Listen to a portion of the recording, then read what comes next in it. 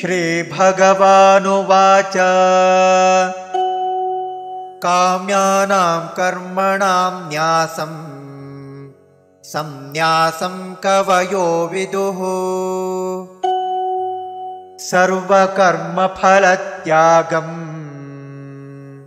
प्राहुस्त्यागं विचक्षणाः। श्री भगवान उवाच काम्यानां कर्मणां न्यासं संन्यासं कवयः विदुः सर्वकर्मफलत्यागं प्राहुः त्यागं विचक्षणाः। श्रीभगवानुवाच काम्यानां कर्मणां न्यासं संन्यासं कवयो विदुः सर्वकर्मफलत्यागं प्राहुस्त्यागं विचक्षणाः।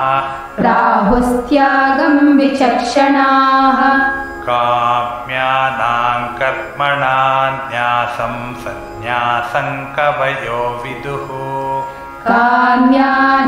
कर्मणां न्यासं संन्यासं कवयो विदुः सर्वकर्मफलत्यागं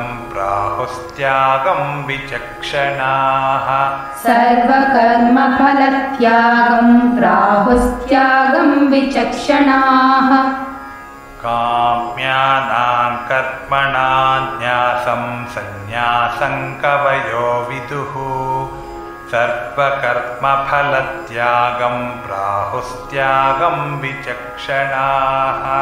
काम्यानां कर्मणां न्यासं संन्यासं कवयो विदुः सर्वकर्मफलत्यागं प्राहुस्त्यागं विचक्षणाः।